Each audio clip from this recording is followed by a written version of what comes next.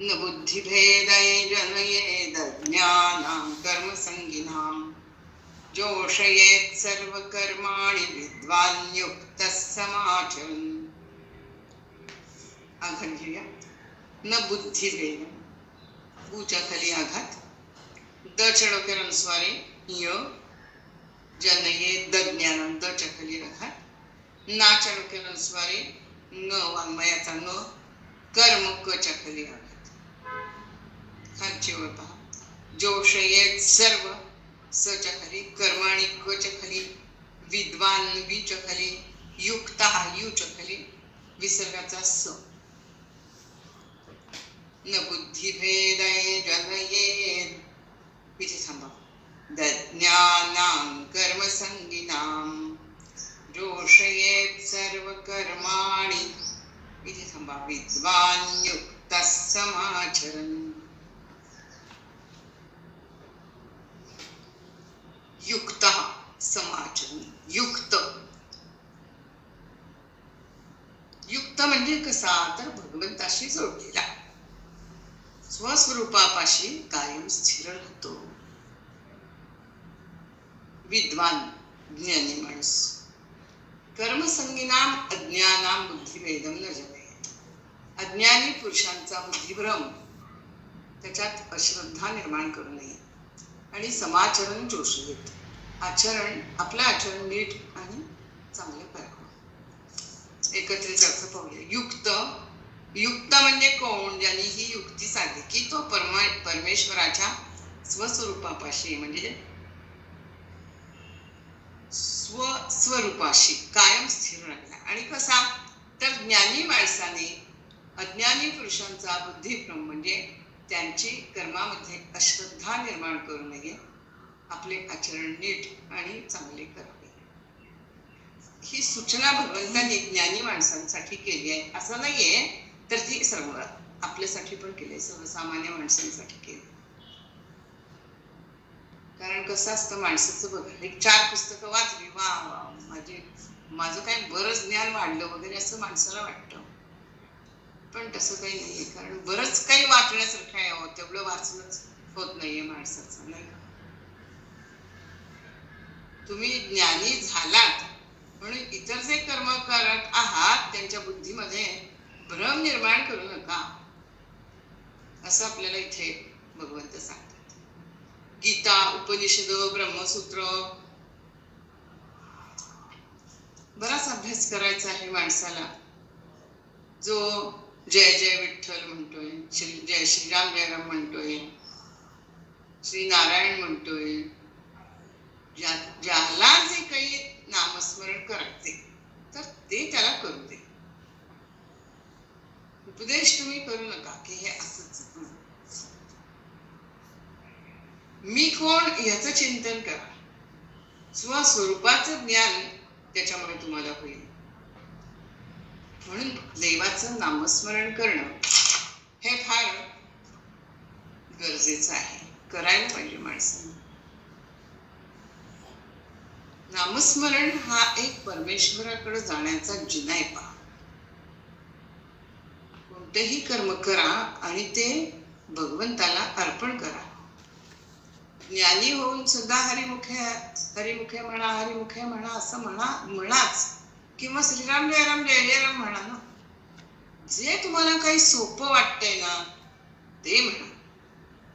कारण काय, सगुण निर्गुण एक गोविंद म्हटलं. न बुद्धिभेदम जनयेत. बुद्धीमध्ये भेद करू नका की हेच चांगलं हे वाईट, असं नाही. कोणत्याही देवाचं स्मरण, नाम घेणं हे चांगलीच गोष्ट आहे. कारण कोणता माणूस कोणत्या जन्मात कोणता जन्म घ्यावा त्याने त्याच्या हातात नाही. दैवायत्तम कुले जन्म मदायत्तम तू पौरुषम असं म्हटलंय. पहा, जन्म ना जायते शूद्राः संस्कारात द्विज उच्यते, वेद पाठी भवेत विप्राः ब्रह्म जानाति ब्राह्मणः. प्रत्येक माणूस जन्मतः शूद्रच असतो, अज्ञानी असतो. त्याच्यावर योग्य संस्कार झाले की मग त्याला द्विज म्हणावं. आणि जो ब्रह्म जाणतो तो ब्राह्मण. म्हणून 4थ्या अध्यायामध्ये भगवंत म्हणतात बघा, चातुर्वर्ण्यम मया सृष्टम गुणकर्म विभागशः, नाही का. भगवंतांनीच हे 4 वर्ण निर्माण केले, ब्राह्मण क्षत्रिय वैश्य शूद्र. आणि कसे केले तर गुणकर्म विभागशः, त्याच्या गुणाप्रमाणे, कर्माप्रमाणे, जन्माप्रमाणे नाही, तोच अर्थ होतो, कर्माप्रमाणे केलेले त्यांनी भगवंतांनी. म्हणून भगवंत हे सांगतात की न बुद्धिभेदम जनयेत अज्ञानाम कर्मसंगिनाम. भगवंत स्वतः तसेच वागलेत. गीतेतला प्रत्येक श्लोक हे त्यांचं स्वतःच भगवंताचं चरित्र आहे पहा. बोले तैसा चाले तशी त्याची वंदावी पाऊले. हे प्रत्येक बोल हे गीतेतले हे भगवंताचे अनुभवाचे बोलेत. आपला आत्मसन्मान राखून हळूहळू पायरी पायरीने ज्ञान देत स्वरूपाकडे जाण्याचा मार्ग दाखवला. अर्जुनाचा किंवा त्याच्या माध्यमातून आपला बुद्धिभेद नाही केला. म्हणून ते सांगतात की समत्वम योग उच्यते. त्यासाठी मनावर ताबा ठेवण्याची गरज नाही. म्हणून म्हणले चंचलम हि मनः कृष्ण.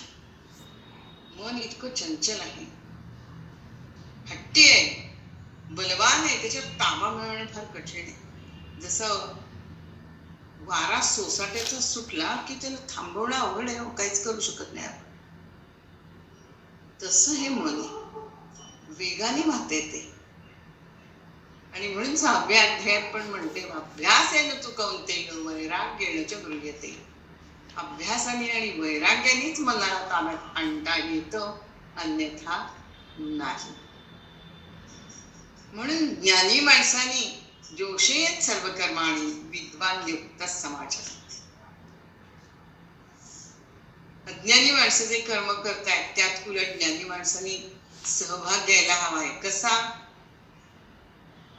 तर ते कर्म योग्य रीतीने कसं करावं हे लोकांना आपल्या कृतीतून दाखवून द्यावं सांगण्यापेक्षा अनुकरण करावं. लोक अनुकरण प्रिय असतात आणि ते तसं वागून त्यांना तसा अनुभव आला की ते नक्की तसे वागायला लागतील आणि स्वतःचा त्यांचा उद्धार होईल. म्हणून भगवंत म्हणतात उद्धरेत आत्मनात्मान. स्वतःचा उद्धार स्वतःच करा. याचं एक मोठं उदाहरण म्हणजे ज्ञानदेव आहे. ज्ञानदेव आहेत. ते स्वतः तत्वज्ञानी होते. ते स्वतः विठ्ठलाच्या पादुका घालून पंढरीला जाऊन आले आणि विठ्ठल भक्तीची आणि वारीची प्रथा चालू केली आहे. तत्वज्ञानाचे धडे त्यांनी वारकरी पंथ आणि त्यातून अनेक ज्ञानी संतांचा उदय झालेला आहे पहा. आणि तो आज तागायत चालू आहे. तेव्हा माऊलींचे फार मोठे उपकार आहेत.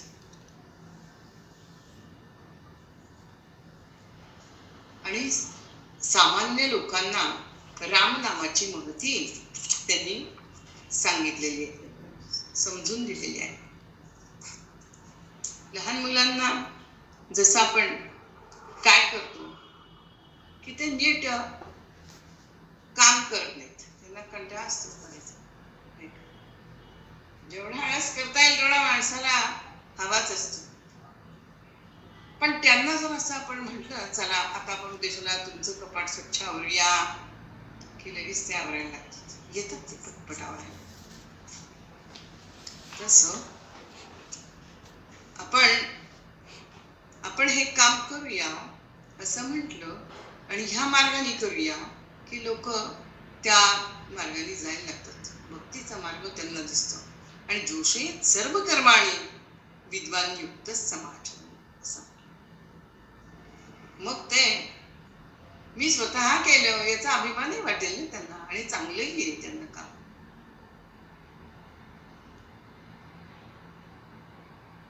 म्हणजे उत्साहाने बुद्धिभेद न करता अज्ञानी माणसांच्या बरोबर राहून कर्म करून त्यांना हळूहळू शहाणं कसं करावं हे भगवंत ह्या श्लोकात आपल्याला सांगतात. न बुद्धिभेदै जनयेद ज्ञानां कर्मसंगिनां जोषयेत् सर्व कर्माणि विद्वान् युक्तः समाचरन्.